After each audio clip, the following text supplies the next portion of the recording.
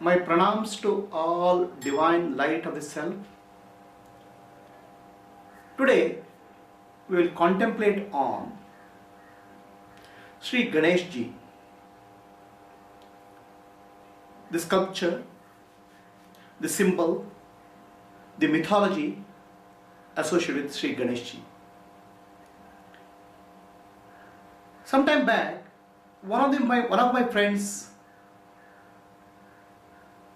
came from abroad. It was first visit to India for him. He visited many places here. He was fascinated by some of the cultural heritages of India. One thing which perplexed him is the worship of various forms of God. He said, God is formless. How can you worship the form? That too, form of different animals, form of different beings. How can you worship God in those forms? Even you worship God in the form of human being. How is it possible?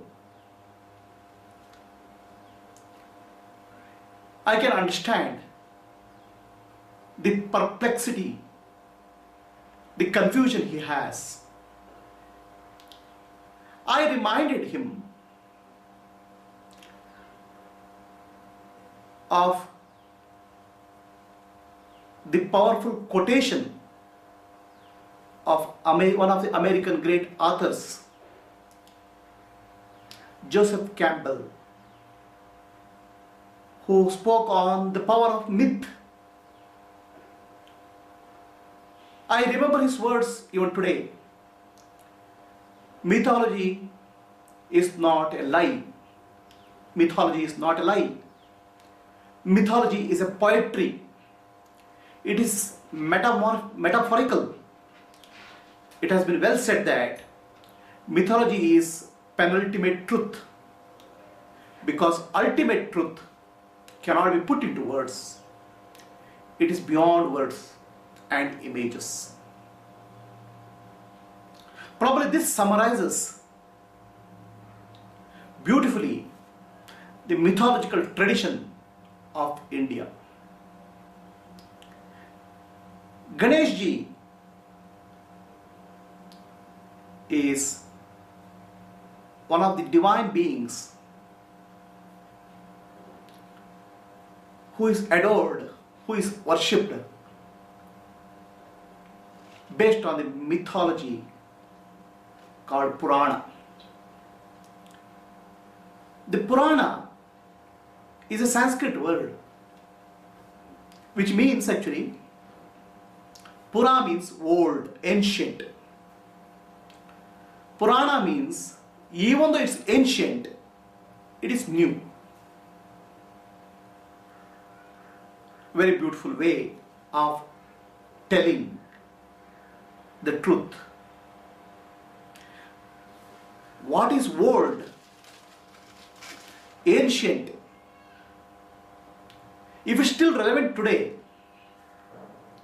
that becomes Purana. Obviously, people were traveling in had different modes of transportation, probably bullock cart. They had different food habits. They had different working habits. Many of them are not relevant today. But what is relevant today is the discovery of truth, what they had. The truth is eternal in nature, ancient. Truth doesn't depend on the time and space and culture. So Purana means the truths which were discovered by the ancients, passed on to the newer generation in the form of the symbols, culture, rituals, so that younger generation may benefit from that truth. Sri Ganesh Ji is one such mythological characters, mythological divine beings in Indian culture.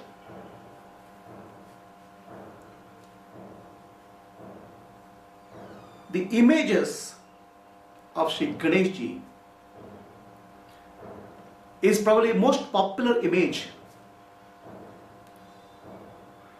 which we see for any god in Indian culture.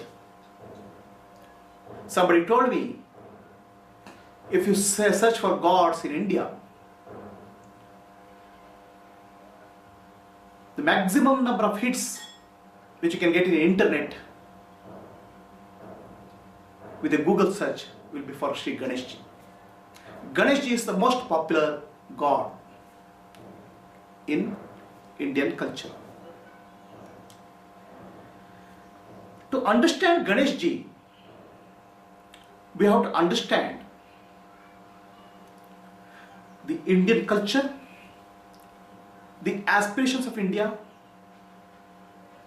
the evolution of the Indian mind over a period of time. We have to understand the spiritual belief systems, the philosophy of Indian people to understand Ganesh Ji. If you don't understand these, Ganesh Ji appears like a strange being with the head of an elephant, a body of a human being, riding a strange vehicle called mouse. Let us contemplate on Sri Ganesh Ji today.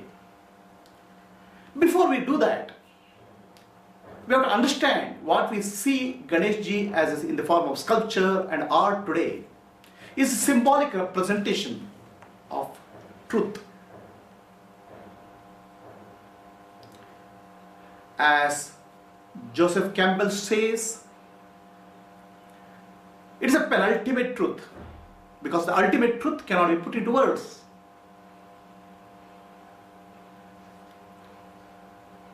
The symbol of Ganesh Ji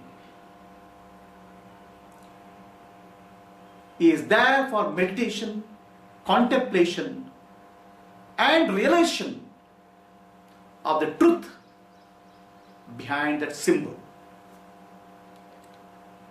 Symbols have a gripping power on the human mind. There are ancient symbols, there are modern symbols. These symbols capture the human imagination, they capture the aspirations of people, they help people grow, they motivate people, they energize people. We see many symbols. There are symbols of beauty, the beauty queens, the Miss Universe of the world. There are symbols of power, Mr. Universe. There are symbols of excellence in sports. There are symbols of the gadgets. Some gadgets have such a popular fan that even before the gadgets out in the market, whether it's a mobile phone or a palm top or a laptop, the product will be sold out. These are symbols of high technology. Similarly, there are symbols of national pride. There is flag. If you see a flag of any nation, it is just a piece of cloth with some multiple colors. But people associate a great value, the pride of the nation, what nation stands for in that piece of cloth. If anybody disrespects that cloth, people get offended. But you have to realize, many of these symbols are temporary in nature. These symbols will fade away into the human memory. The symbol of beauty will be replaced by a new symbol of beauty. The symbol of technology will be replaced by a new symbol of technology. Everything disappears in human consciousness with the passage of time. But Sri Ganeshji's symbol of Sri Ganeshji has been there in India, I don't know how many years, 5,000 years, 10,000 years. Since time immemorial, the symbol fascinates people, motivates people, energizes people. So there must be something very special about the symbol of Sri Ganeshji. Something which can hold the fascination of a civilization, the most ancient civilization in the world called India. There must be something special in that symbol. We need to understand the deeper meaning of the symbol to realize the truth communicated, truth hidden in that particular symbol. Let us contemplate on the power of the symbol of Sri Ganeshji, the power of the sculpture, power of the message which is conveyed by sculpture of Sri Ganeshji.